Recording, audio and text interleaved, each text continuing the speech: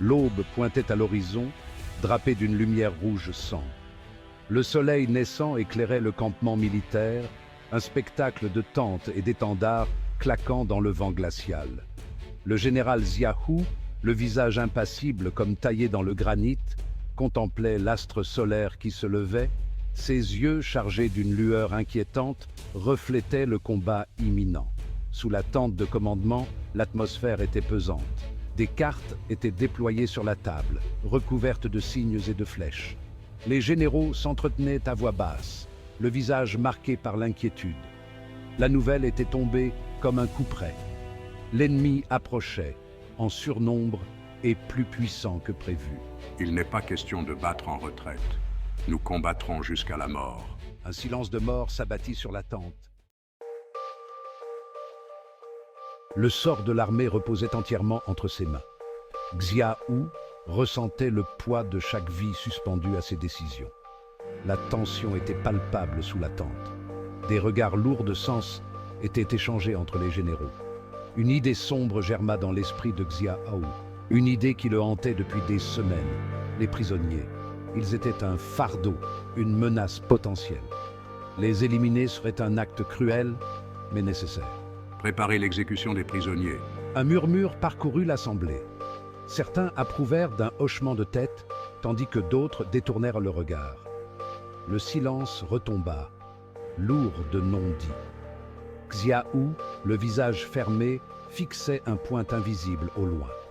Il savait que cette décision le hanterait à jamais. Guxi, son fidèle lieutenant, s'approcha de lui. Son visage habituellement serein était empreint d'inquiétude. Général, est-ce véritablement nécessaire? Ces hommes sont désarmés, ils ne représentent aucune menace. Ils représentent une menace pour le moral de nos troupes. Leur présence sème le doute dans nos rangs. Nous ne pouvons nous le permettre. Pas maintenant. Il doit y avoir une autre solution. Exécuter des prisonniers sans défense. Cela n'est pas digne de nous. Cela n'est pas digne de l'Empire. Le regard de Xiahou s'adoucit légèrement.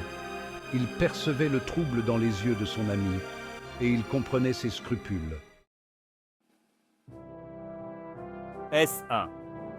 La guerre est une chose cruelle, Guxi, soupira-t-il. Elle nous contraint à faire des choix difficiles, à sacrifier nos principes au nom de la survie. Je sais que c'est difficile à accepter, mais c'est pour le bien de l'Empire. Guxi baissa les yeux, incapable de soutenir le regard de son supérieur. Il savait que Xiahou avait raison. La guerre ne laissait aucune place au sentiment, à la pitié. Pourtant, il ne pouvait s'empêcher de ressentir un profond malaise. Xiahou, seul dans sa tente, laissait ses pensées vagabonder. Était-il réellement prêt à sacrifier son âme pour l'Empire? Jusqu'où irait-il au nom de la loyauté? La vengeance justifiait-elle tous les moyens? Ces questions le taraudaient, le rongeaient de l'intérieur. Il savait que la voie qu'il avait choisie était semée d'embûches. Il allait devoir affronter des ennemis redoutables, mais aussi ses propres démons. La soif de pouvoir, la tentation de la violence, le désir de vengeance. Autant de pièges qui le guettaient dans l'ombre. Mais Xiahou était déterminé à aller jusqu'au bout. Il avait juré fidélité à l'Empire, et il tiendrait parole, quel qu'en soit le prix. L'aube de la vengeance pointait à l'horizon, et il était prêt à l'affronter. Loin du champ de bataille, dans la capitale impériale de Chang'an, la nouvelle des exécutions se répandait comme une traînée de poudre. Les rumeurs allaient bon train, alimentées par la peur et l'incertitude. On chuchotait dans les rues, on murmurait dans les palais. Le peuple, las de la guerre, s'interrogeait sur la brutalité de ses dirigeants. Était-ce vraiment cela, l'Empire?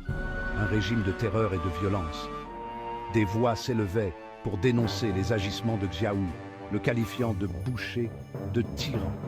Des enquêtes furent ouvertes, menées en secret par des agents impériaux. Des questions embarrassantes étaient posées. Des soupçons planaient sur le général et ses hommes. La vérité, tapie dans l'ombre, menaçait de tout faire basculer.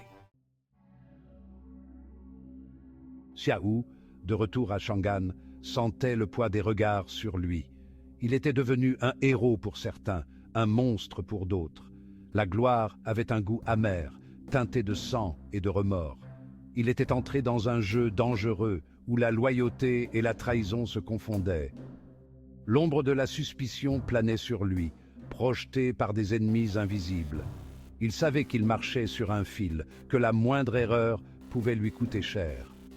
La paix restait fragile, menacée par les intrigues de cour et les luttes de pouvoir. L'aube de la vengeance avait cédé la place à un crépuscule incertain. L'avenir de l'Empire, comme celui de Xiahou, restait en suspens.